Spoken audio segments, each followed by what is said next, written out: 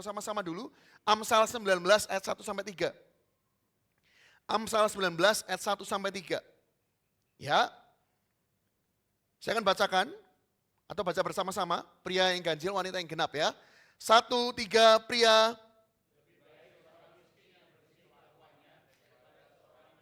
Sekali lagi pria lebih keras, lebih lantang. 1, 3.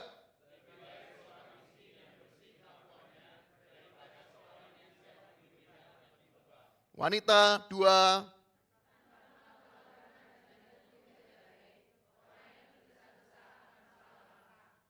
3 pria.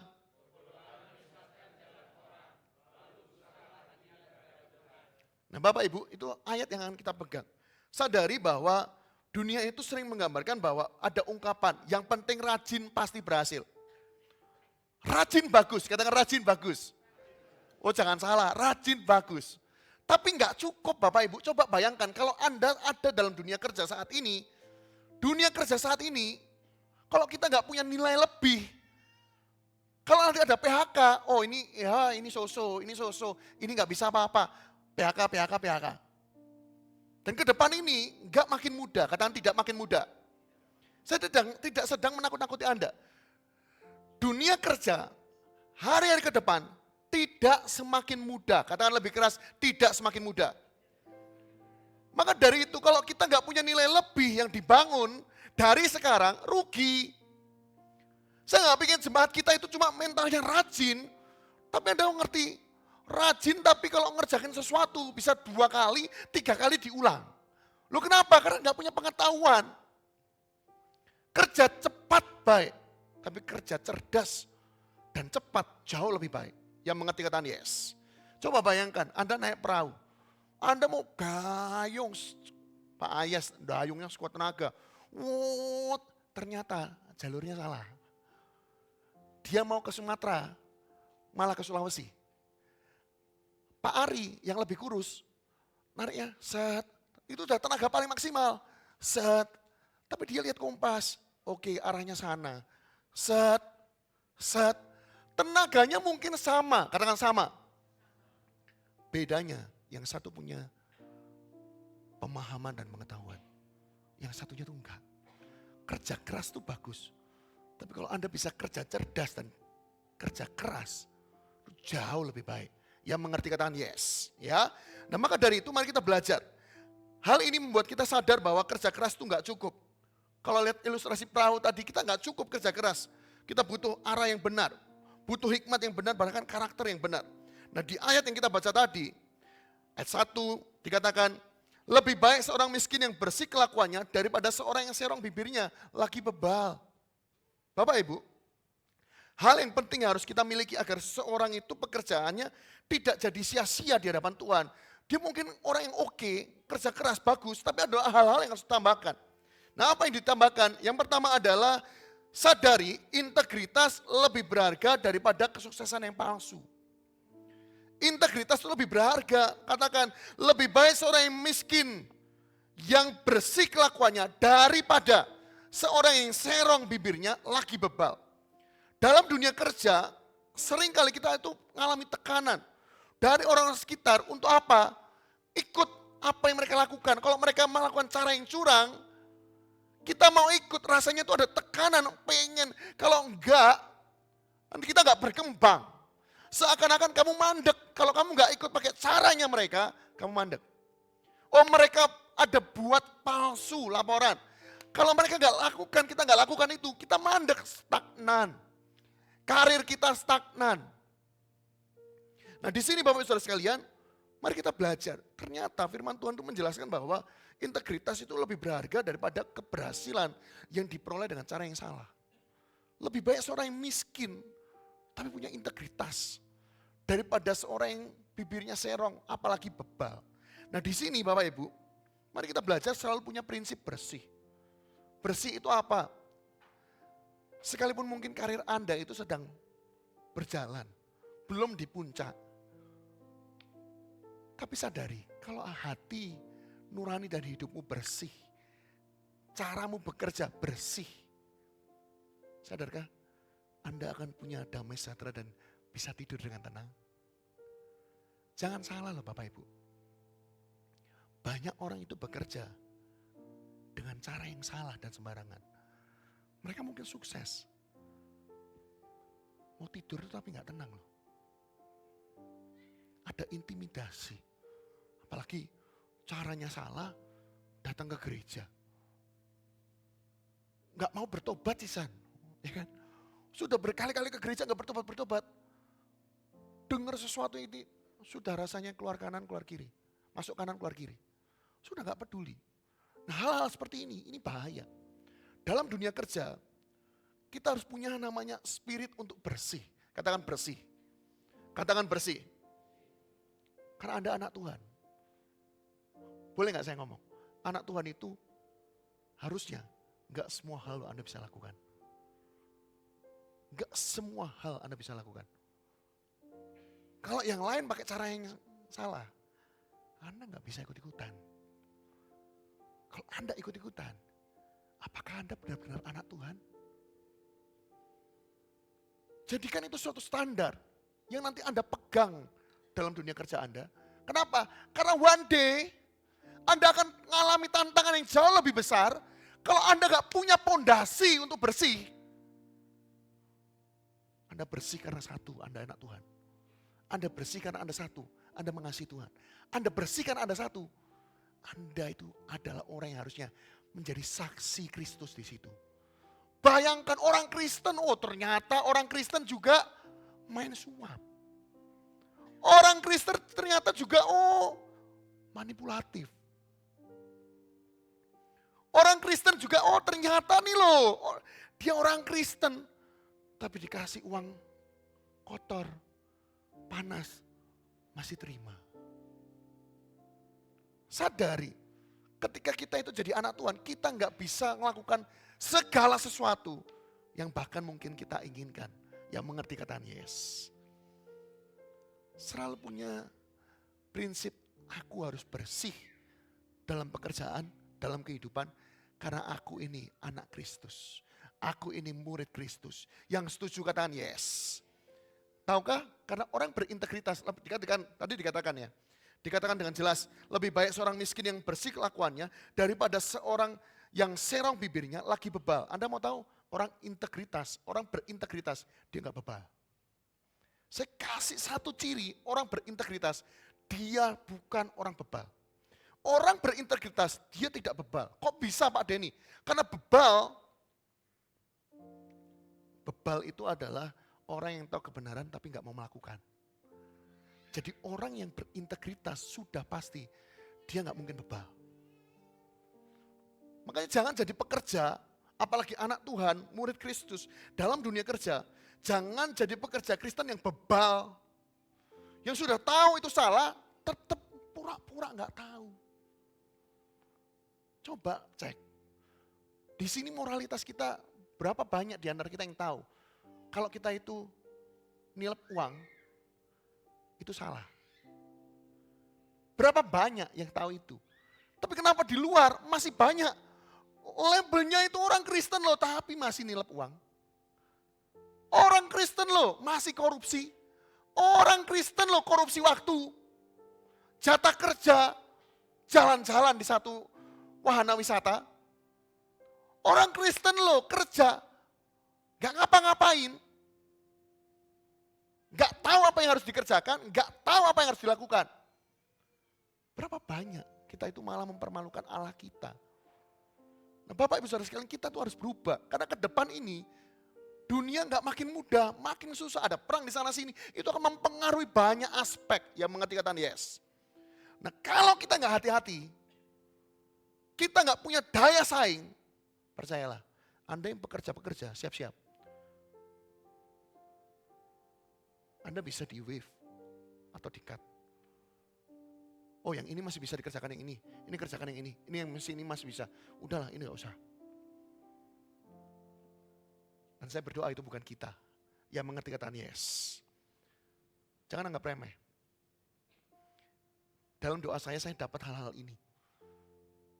Saya ingin Anda belajar. Jadilah orang Kristen yang dewasa.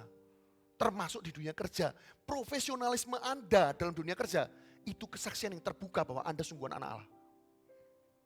Jangan ngomong, oh orang Kristen gak usah profesional. Kan kita itu hidup dengan kasih karunia, kata siapa?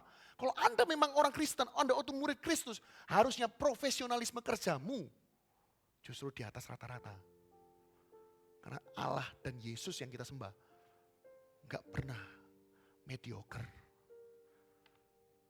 Yesus loh, pajak aja. Gambar siapa? Bayarkan. Bapak Ibu Saudara sekalian, ayo sadar.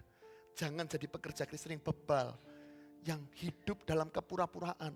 Anda tuh tahu membedakan mana yang benar, mana yang salah. Kita semua itu tahu. Kita bukan lagi anak-anak. Coba lihat kanan kiri Anda, katakan dengan tulus, oh tidak anak-anak lagi. Ya, sudah bukan anak-anak. Ya kecuali kalau memang ada anak-anak betulan. Lihat di sini, nggak ada yang masih imut-imut kecuali Warren. Ya. Yang lain udah gede-gede.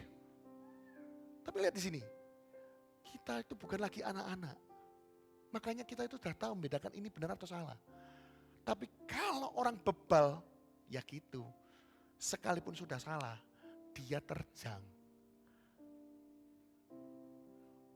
Kalau kita mau bekerja sebagai orang percaya, jangan jadi orang yang bebal.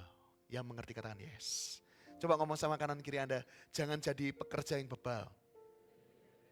Ya, orang bebal udah tahu salah, pura-pura gak tahu.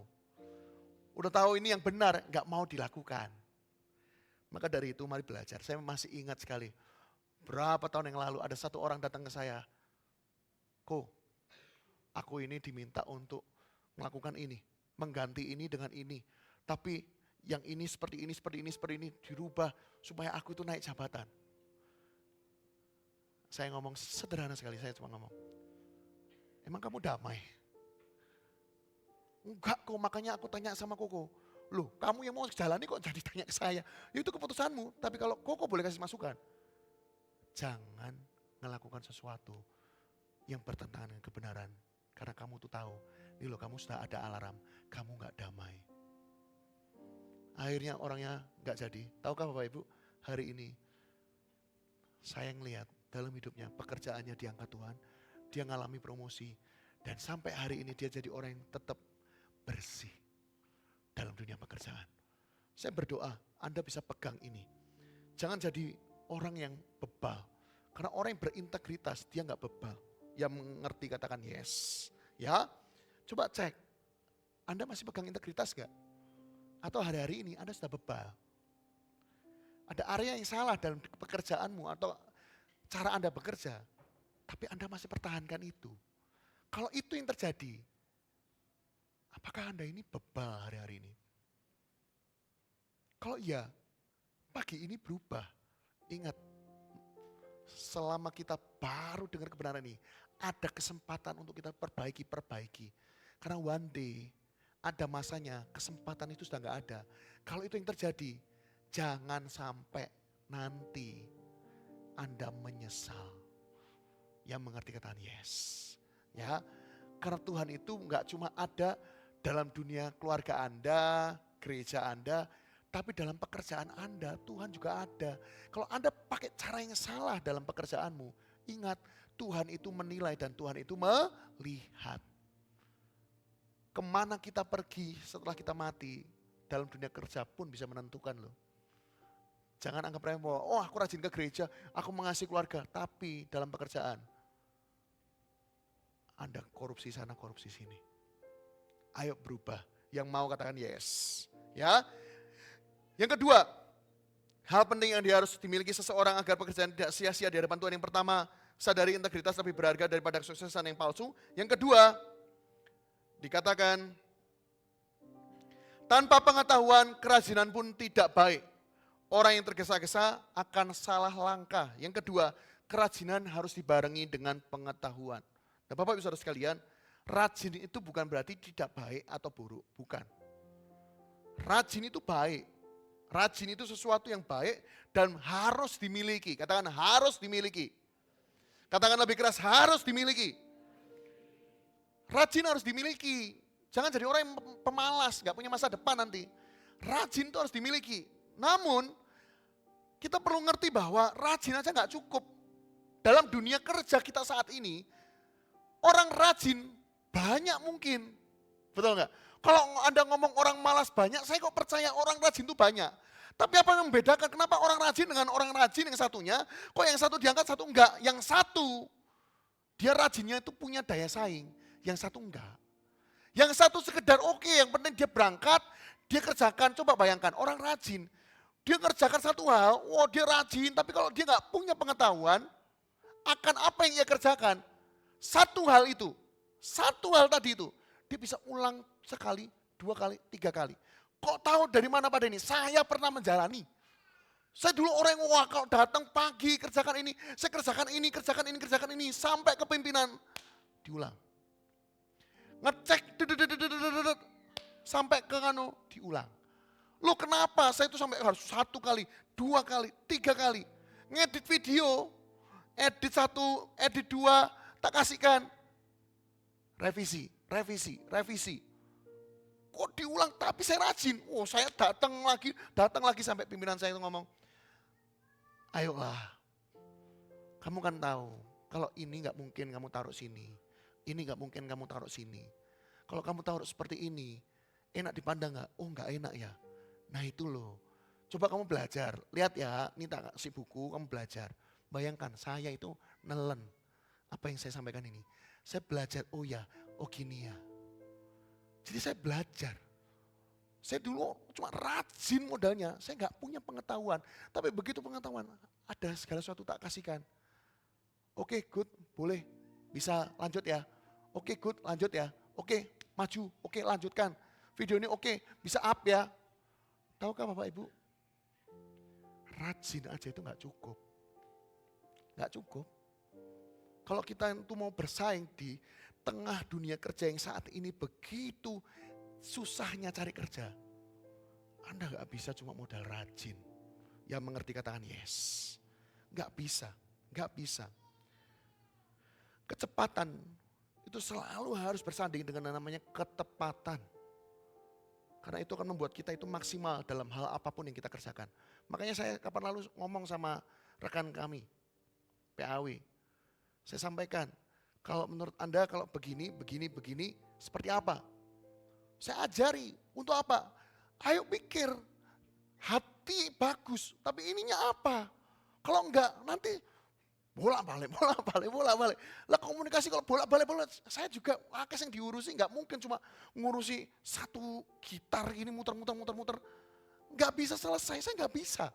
Makanya saya tekankan, ayo jangan cuma mentalnya cepat, kerjakan dengan tepat. Tepat itu harus punya pengetahuan. Oke harusnya begini, oke alurnya seperti ini, harusnya seperti ini. Jadi kerjaan kita itu semuanya maksimal. Dan lihat, dengan begitu kita itu punya daya saing. Yang membuat apa? Orang tuh mikir kalau orang ini gak ada, aduh siapa yang akan handle? Orang seperti ini gak ada, siapa nih? Aku gak punya orang lain. Yang membuat Anda itu unggul dari yang lain. Yang mengerti katakan yes. Bahkan termasuk dalam usaha-usaha yang sedang Anda bangun. Anda itu jangan cuma modalnya buka, tongkrongi dari jam pagi sampai malam. Pikirkan apa yang bisa menambah nilai lebih. Sehingga orang itu tertarik. Saya tuh belajar berkali-kali. Ada orang-orang itu punya kerajinan, tapi gak punya pengetahuan. Sehingga apa yang ia harusnya kerjakan cuma 1 kali, selesai. Dengan kecepatan pace yang sama. Dia kerjakan 2-3 kali dan gak selesai-selesai. Rajin loh, tapi gak selesai-selesai. Nah Bapak Ibu Saudara sekalian, mari belajar, punyai efisiensi dalam kita bekerja. Efisiensi apa? Yang pertama, waktu. Katakan waktu. Katakan lebih keras, waktu. Yang kedua, tenaga. Saya belajar loh, saya tuh ngomong sama orang kom. Kalau ngedit begini aja. Selesai. Zaman dulu Bapak Ibu, fotografer kita itu kalau moto, itu pakai shutter speednya yang berapa kali. Habis itu, ya ingat ya Pak Ari, dikasihkan ke kita, suruh milih. Gerakannya begini, fotonya tuh begini. Ini 1, 2, 3, 4, bibir-bibirnya. Satu-satu kayak gitu semua, terus saya tuh suruh milih. Ada 300 foto, sekali ibadah 300 foto. Lah gembalanya kriuting jadinya kan. Ini mana yang terpilih? Pak Ari makin bersilau bersama dengan saya. Kita bingung, kita ubah. Kita ajar sistemnya. Saya kalau mau foto jangan semua pakai shutter speed yang gerakannya bisa. Itu kalau dibuat video frame itu enggak shalom. Sayanya juga shalom Bapak Ibu. Mikilihi satu-satu gitu kan susah. Akhirnya kita ubah.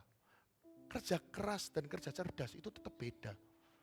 Kalau dua-duanya disatukan, itu namanya kita itu sedang membawa kehidupan kita itu makin maksimal dalam dunia kerja. Yang mengerti katakan yes. Saya coba menggambarkan supaya Anda tuh ngerti. Kalau kerja itu jangan modalnya cuma kerja keras. Kerja cerdasnya juga sama. Dua-dua ini sama-sama baik. Bukan cuma kerja cerdas tapi enggak keras juga sama aja. Kerja keras tapi enggak cerdas sama aja. Dua-duanya harus diperjuangkan, dua-duanya harus sama-sama dibangun. Yang mengerti katakan yes. Ya, belajar punya efisiensi, waktu, tenaga. Karena begini Bapak Ibu, orang yang rajin, kalau Anda enggak punya pengetahuan tadi, tenagamu tuh habis. Untuk ngerjakan satu hal yang enggak selesai-selesai. Waktumu habis, ngerjakan satu hal enggak selesai-selesai. Maka dari itu kalau Anda mau terus begitu, Anda gak akan berkembang. Katakan tidak berkembang. Katakan lebih keras, tidak berkembang. Nah, cara mengembangkan diri bagaimana? Yang pertama, belajar hal-hal baru. Contoh. Anda bukan bagiannya, tiba-tiba pasrah ya, sama. Saya dulu masuk itu sebagai gembala AOG. Lalu saya itu malalang buana Bapak Ibu. Gembala AOG ditambah apa? Asyir lah, edukasi lah, GE lah, multimedia kecuali PAW. Saya sungkan sama WL-nya, enggak. Soundman, hampir kakak anak-anaknya takut semua ya. Hampir, semua pelayanan saya pegang. Bahkan Pak Aryo Budika waktu ke Kudus ditambahi data, bantu data. Saya jadi ngerti, oh gini. Saya itu jujur ya, masuknya AOG. Tapi after itu saya jadi ngerti, oh ini harus begini. Saya jadi ngerti AC, gedung gimana, itu harus seperti apa, gedung layoutnya seperti apa. Anda masih ingat dulu di sini itu garis tengah. Anda mau tahu, harusnya untuk stage begini, pembicara jangan langsung lihat ke jalan keluar. Wah ada aturan semua, saya jadi ngerti. Saya kenapa? Karena saya mau memperlengkapi diri, saya mau belajar hal-hal baru. Nah Bapak Ibu Saudara sekalian, dalam pekerjaan mungkin dunia itu akan berkembang. Pekerjaan Anda juga berkembang. Anda tuh harus bisa melihat potensi. Dengan apa? Belajar hal baru. Katakan belajar hal baru. Dalam dunia kerja kalau enggak, Anda enggak punya daya saing. Dipasrai, oke nanti kamu pegang bagian ini ya. Aku enggak bisa Excel. Lah kalau enggak bisa belajar, nonton banyak video. Banyak video yang ngajari sesuatu banyak. Sekarang loh, Anda tanya anak-anak kalau bikin subtitle pakai apa? Saya ngomong pakai aplikasi aja, CC-nya dipencet, des, langsung keluar. Contoh, Bro Ayes, rayakan, itu semua muncul, rayakan. Si simple itu, dari mana? Kalau nggak belajar, nggak bisa, nggak tahu. Kalau nggak tahu, jadinya apa? Pencet satu-satu, teks, tek, rayakan. Berapa detik lagi? Rayakan. Kalau pakai apps, kita cuma masukkan video semua, oke klik, satu kali klik, tes, semua keluar. Kita tinggal ngerapikan. Bapak Ibu, kita tuh perlu mengerti hal-hal baru, belajar. Makanya kalau dikasih kesempatan ruang terbuka yang baru, jangan buru-buru ditolak, yang mengerti katakan yes. Jangan buru-buru ditolak, dalam dunia kerja, banyak orang itu nolak penempatan yang baru. Hanya karena merasa, aku gak punya pengalaman, aku gak tahu, dan aku sudah nyaman di sini. Buang yang seperti itu. Kalau Anda mau karir Anda berkembang, belajar untuk memasukkan hal-hal baru dalam hidup Anda. Yang mengerti katakan yes. Yang kedua, belajar berbesar hati untuk masukan. Tahukah? Kalau Anda mau jadi orang yang berkembang, Anda harus terima masukan. Jangan jadi orang yang gak bisa dikasih masukan. Belajar jadi orang yang bisa terima masukan. Lihat di sini Bapak Ibu, Pengkhotbah 10 ayat 10 mengatakan, jika besi menjadi tumpul dan tidak diasah, maka orang harus mengeluarkan tenaga lebih besar. Tetapi yang menguntungkan ialah hikmat yang menuju keberhasilan. Makanya hargai orang-orang yang memberikan kepada Anda hikmat atau masukan, hargai. Untuk mereka ngomong hal itu, mereka tuh resikokan hubungan. Resikokan hubungan. Jangan salah loh, orang kalau negur orang itu resiko hubungan. Bisa rusak, bisa wah macam-macam. Makanya hari ini kalau ada orang kasih Anda hikmat, masukan, saran, hargai orangnya. Hargai masukannya. Karena one day Anda akan sadar bahwa kalau Anda gak punya kebesaran hati untuk terima itu, Anda gak akan kemana-mana. Makanya ada orang-orang yang kok stuck ya, gak mau bertumbuh, gak bisa lebih ya. Karena dia gak punya kebesaran dan telinga yang mau mendengar masukan-masukan dalam hidupnya. Ayo rubah. Kalau Anda selama ini masih bebal, gak mau tahu, rubah. Katakan rubah. Ya, harus rubah. Ya, ingat dalam integritas tidak ada kebebalan. Orang bebal, simple. Orang kalau bebal, dia gak punya integritas. Pasti gak punya. Pasti gak punya. Ya, jadi ayo sama-sama belajar. Lalu yang ketiga dikatakan kebodohan orang menyesatkan jalannya. Namun hatinya gusar terhadap Tuhan. Yang ketiga, mari belajar hal penting yang harus dimiliki seseorang agar pekerjaannya tidak sia-sia di hadapan Tuhan. Yang ketiga, bertanggung jawablah atas keputusan sendiri. Gak enak ini loh. Karena dunia itu akan tawarkan cara curang untuk dapat keuntungan. Bahkan gaya hidup yang melebihi kemampuan pun Anda akan dipertontonkan. Kadang orang itu membuat keputusan yang salah. Dan bisa sekali kita bahkan membuat keputusan yang salah. Yang akhirnya membuat kita itu gagal dan mulai menyalahkan yang pertama keadaan. Yang kedua orang lain. Bahkan yang ketiga, kita menyalahkan Tuhan. Mari belajar. Jangan dikit-dikit nyalahkan orang, nyalahkan keadaan, nyalahkan Tuhan. Kadang kita itu yang ceroboh.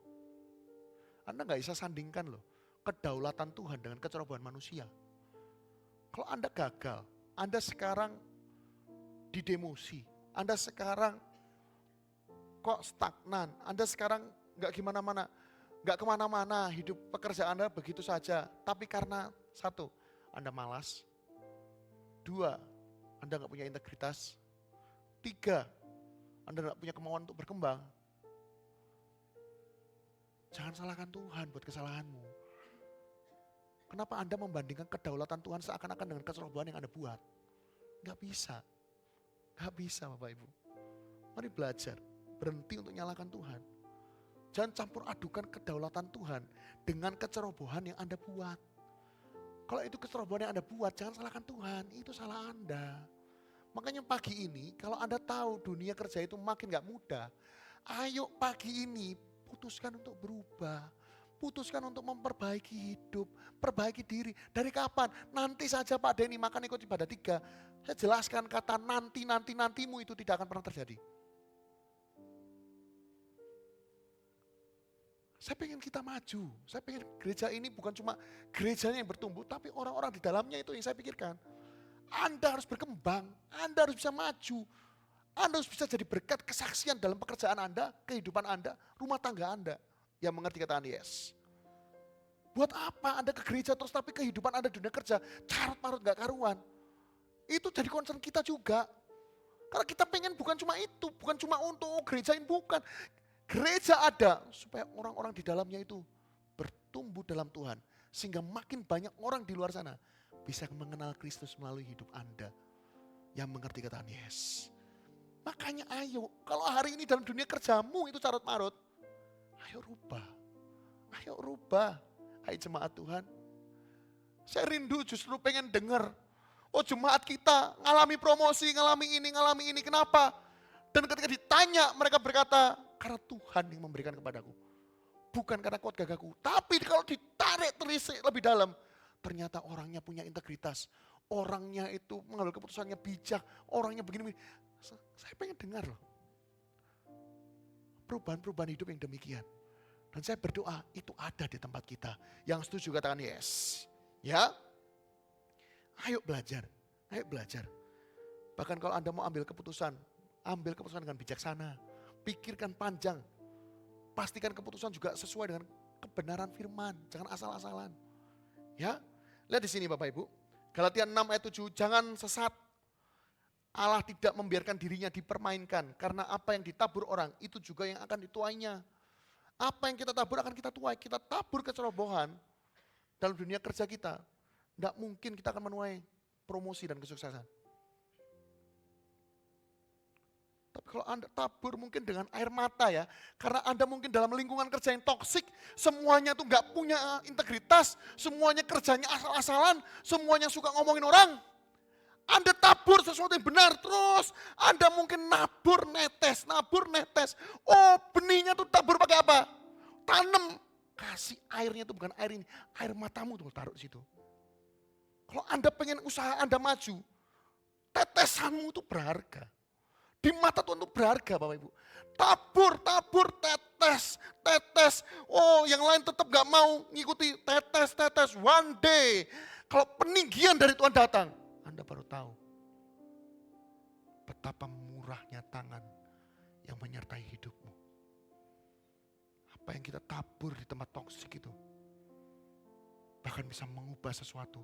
Dan ketika kepercayaan lebih tinggi diberikan kepadamu, selalu ingat, bangun supaya generasi selanjutnya gak mengalami apa yang Anda alami. Yang mengerti katakan yes. Ayo sama-sama belajar. Belajar. Sadari kerja keras itu penting. Katakan kerja keras itu penting. Tapi kerja keras saja itu gak cukup. Kerja keras tanpa kejujuran itu sebuah kesia-siaan. Sia-sia. Kerja keras tanpa pengetahuan itu pemborosan waktu dan tenaga. Boros, buang-buang waktu, tenaga. Dan kerja keras tanpa hikmat, ujungnya nanti pasti hanyalah penyesalan. Saya berdoa Bapak Ibu, ayo bangkit ya. Saya tahu musimnya gak mudah, tapi saya gak pengen jemaat kita tuh nyerah Bu. Ya wes, nanti di PHK aja. Mentalitasnya jangan begitu, ubah dari sekarang. Perjuangkan tempatmu. Tuhan ngomong kalau engkau gak bekerja jangan makan. Perjuangkan tempatmu. Kalau Anda masih di situ, perjuangkan. Tempat itu layak Anda perjuangkan. Jangan punya mentalitas ya wes nanti tidak di PHK ya wes. Kalau Anda sudah begini, susah Tuhan mau tolong. Karena gak ada kemauan di orangnya untuk berubah. Ingat ya, berkat itu bagian Tuhan. Tapi perjuangan kita itu bagian keputusan kita. Kalau Anda gak mau berubah, Anda gak mau berkembang. Jangan salahkan kalau nanti ada PHK dan Anda teriak, Tuhan, kemanakah engkau Allah yang mengasihiku? Tuhan gak kemana-mana. Ingat tadi, jangan campur adukan kedaulatan Tuhan dengan kecerobohan kita. Gak boleh. Dunia kerja itu akan selalu ada di sekitar kita. Kalau ini yang Anda tahu, saya cuma memberikan pesan, ke depan ini akan lebih sulit. Jelas ya, saya sedang ngomong dari sini, ke depan ini akan lebih sulit. Nggak usah jauh-jauh ngelihat geopolitik dunia aja, saya nggak mau ngikuti yang gimana, tapi saya ngelihat geopolitik dunia gitu, saya tahu ke depan ini akan lebih sulit. Kalau Anda nggak punya daya juang dan daya saing, nothing will happen in your life. Semua jadi sia-sia. Ayo, saya nggak ngajari jemaat kita hanya untuk diam berpangku tangan. Saya tahu orang Kristen itu harus penuh dengan perjuangan. Karena Allah kita, Yesus pun menunjukkan kepada kita bagaimana dia berjuang di kayu salib itu untuk kita. Yang mengerti kataan yes. Ya, ayo sama-sama. Saya nggak pengen kita itu punya mentalitasnya. Orang ngomong mentalitas tempe. Nggak bisa apa-apa. Ini nggak bisa, itu nggak bisa. Ayo rubah itu. Yang mau katakan yes. Ada 3 aplikasi yang kita akan belajar ya. Yang pertama, bangun integritas dengan sengaja. Dengan sengaja. Ya, bangun integritas dengan sengaja. Pokoknya harus sengaja. Dari sekarang bangun integritas. Ya. Yang kedua, gabungkan kecepatan dan ketepatan dalam bekerja. Jangan cuma kerja cepat, tapi pastikan cepat itu tepat. Kalau itu yang terjadi, wah senang pasti orang-orang yang memperkerjakan Anda. Bahkan kalau ada orang-orang yang memperkerjakan Anda di tempat ini, mereka pasti bahagia sukacita. Kenapa? Coba bayangkan, untuk orang yang begitu cakap, dia nggak akan ketemu dengan orang-orang hina. Di hadapan raja-raja, promosi itu dekat kepada orang yang cakap, orang yang skillful, orang yang terampil. Cakap itu bahasa anunya itu adalah mahir. Mahir itu, dia itu punya keterampilan, punya skill, punya kemampuan. Jadi orangnya nggak main-main, orang yang dikatakan orang cakap, udah pasti rajin, udah pasti terampil, udah pasti punya skill. Jadi coba bayangkan kalau orang seperti ini, nggak mungkin lama-lama di bawah, pasti akan diangkat tinggi sama Tuhan. Kenapa? Karena ada perkara yang lebih besar. Ingat, promosi itu bukan bicara cuma berkat, berkat, berkat. Promosi itu bicara dampak, dampak, dampak. Semakin kita dipromosi, dampak kita pasti akan makin besar. Dan disitulah kesaksian kehidupan kita kepada Tuhan.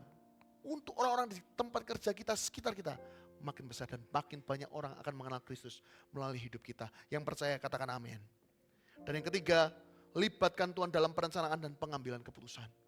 Ayo belajar libatkan. Ayo. Jangan nanti ujung-ujungnya cuma nyalahin Tuhan. Ingat, kedaulatan Tuhan tidak bisa disandingkan atau dicampur adukan dengan kecerobohan manusia. Kalau Anda mau sandingkan begitu, lucu. Tuhan akan tanya, bukankah kamu punya kehendak bebas? Kamu ngambil keputusan. Kamu yang mengambil kecerobohan. Kenapa sekarang kamu menyalahkan orang yang punya kuasa, pribadi yang punya kuasa? Nggak bisa.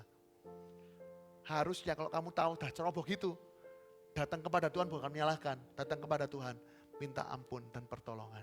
Yang mengerti katakan yes.